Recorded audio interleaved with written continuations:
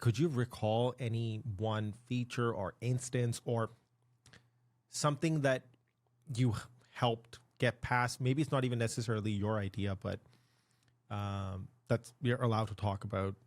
So yeah, I've got a specific example that always stands out for me. When we were working on the Hummer EV, we were creating an endless number of these different like widgets or visualizations that would help the customer understand the functions and capabilities of the vehicle. One of the things that we were tinkering with, being that it's an off-road vehicle, can do some really insane stuff off-road. Every once in a while, a really extreme off-road vehicle will have a pitch and roll dial, like a dial to tell you how much the vehicle is pitching forwards or backwards, like, going uphill or downhill, and how much, and then another dial that shows how much the vehicle is rolling left or right. And so immediately when we looked at that on the sort of menu of things to explore, it was a pretty easy choice for us to make. And just given the people that I'm surrounded with in my creative circle to be like, oh, cool. Well, rather than it being a pitch dial and a roll dial, let's mix them together and make a spherical gyroscope that shows both of those things. We can create, like a spherical a sphere that the vehicle is contained within. You can see a 3D model of the vehicle and you can really understand better how it's rocking or rolling. We can find ways to exaggerate the tilting figures and things like that so that it reads and it communicates. And an idea like that, we put that forward, and there were some folks at the automotive brand that were like, I think everybody liked it and was excited by it, but there were a few folks who were like, oh, well, like, but how would we ever get that done? Like we can make every kind of 2D visualization, but how do we make something that's like fully three-dimensional? But as we're going through this process, and because like our very first proposal of this was we made a little 3D animation of it, and it wasn't perfect. It wasn't beautiful. It was kind of like lo-fi or whatnot, but you could immediately understand how it worked and what it would do and why this would be a better solution than having a pitch dial and a roll dial.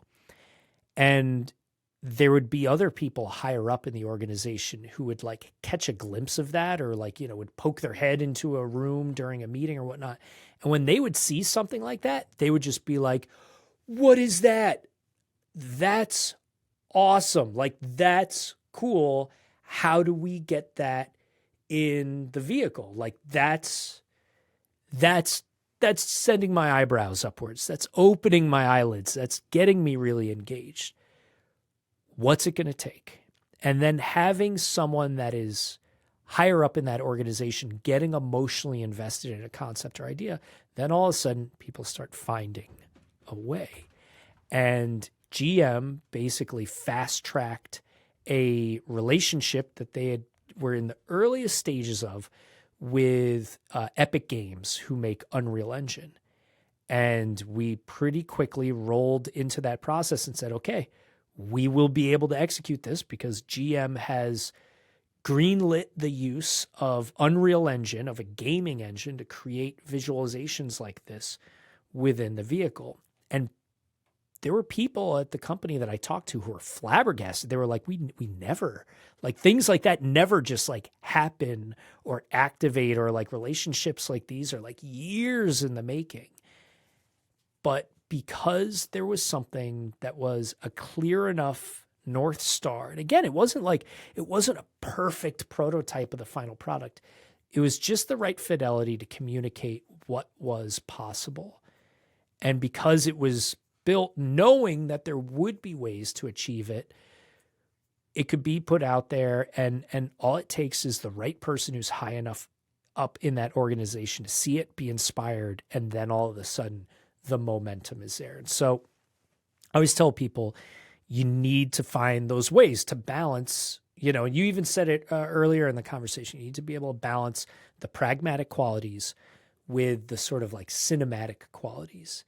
And if you don't start with the pragmatism, like the immediate people around you, the engineers, even other product designers on the client side or whatnot, they will shut it all down. They'll grind everything to a halt. You will get nowhere. But if those folks feel that you're supporting them and their needs, and then you're able to also at the same time generate materials that have the capacity to inspire, all it takes is inspiring the right person in the organization, and all of a sudden, boom, everything's fast tracked and the gates are much easier to just sort of breeze your way through in that development process.